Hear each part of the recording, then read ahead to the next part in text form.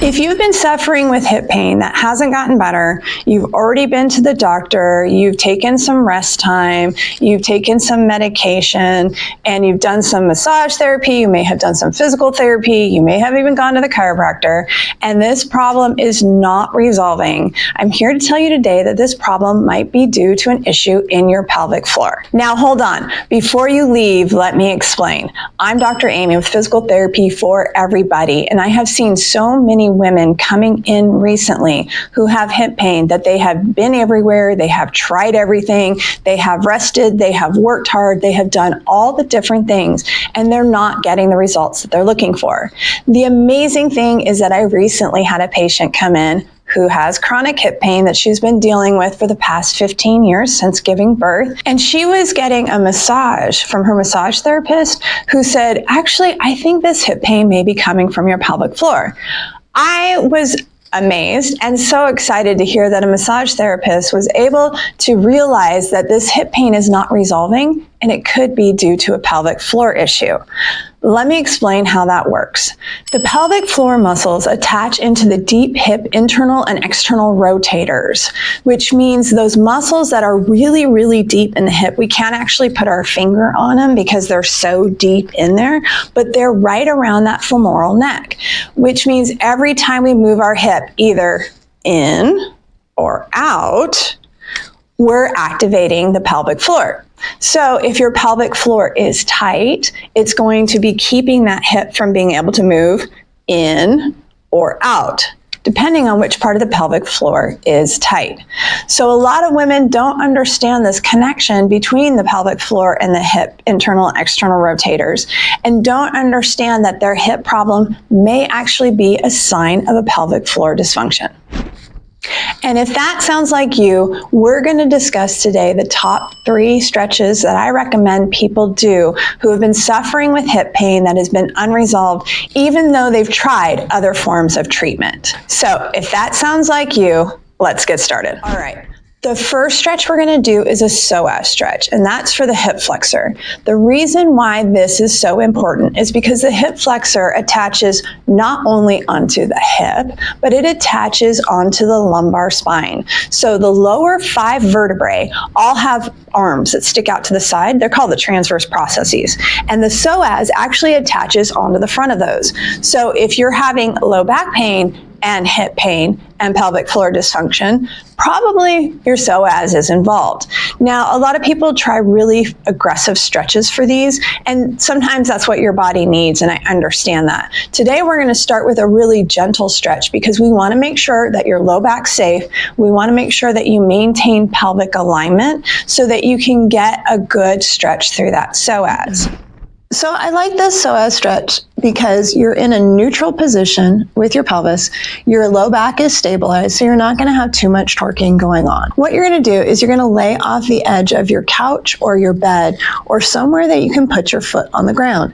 Now, if you don't have anywhere in your house like that, what you can do is build the ground up to your foot by using things like pillows or books or a stool or something like that. You do want to make sure that your foot is stable because that's going to allow this psoas to stretch.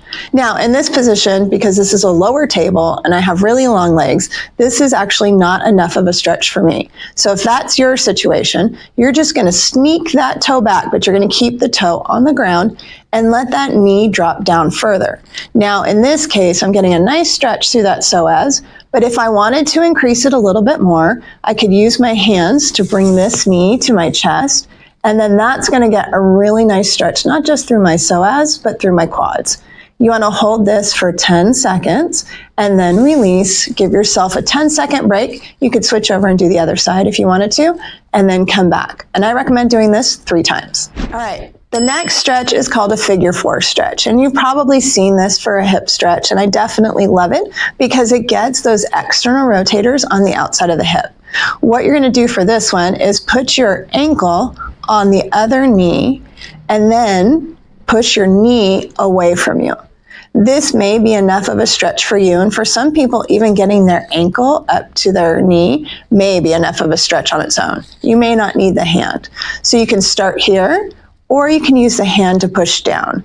Now, if you find that this position is still not enough of a stretch for you, you can again bring that knee to your chest to get a stretch through the outside of your hip. Now, the goal is outside of the hip here. Now, I will warn you that some people, when they get into this position, get a pain in the inside. Now, we're going to deal with that one in just a second. However, if that's you, you need to stay here because we don't want to be pinching the inside of the hip while we're trying to stretch the outside. That's not going to lead to any good conclusion right there. And again, you're going to do this with a 10-second hold 3 times, and I recommend doing both sides. And our last stretch that we're going to cover today is for that pinchiness that you get inside the hip. Now, for some people, that's the psoas that will get pinchy when you're trying to bring your hip up towards your body. But for some people, that's the adductor. So the adductor is the muscles on the inside of the leg, and they can get really, really tight really, really quickly, especially for women because our hips are wider than our knees. So for an adductor stretch, what I like to do is the butterfly stretch laying on your back. So you're going to put your feet together and let your knees fall out to the side as far as you feel comfortable with. Now, for some people, this is really, really tight, and they actually need to use pillows underneath their knees to give them some support so they're not in so much pain. So that you may need some pillow support to help keep your knees up a little bit higher. And that's fine, whatever feels like a comfortable stretch for you. Now, some people will do the butterfly stretch sitting up, and they feel like they get a better stretch that way. That's fine as long as you're getting a good stretch. Now, for people like me, my ilium and my sacrum don't tilt very well. And so when I'm sitting up, it's hard for me to actually get a good adductor stretch because I can't get my sacrum sitting in the right position. So for me, I need to do it laying on my back, and that's where I get the best stretch through my adductors. I don't have a problem doing it sitting up, and it could be a better stretch for you if you're more flexible in your ilium and your sacrum. But just keep that in mind. If you've always struggled with a seated butterfly stretch, that may be why.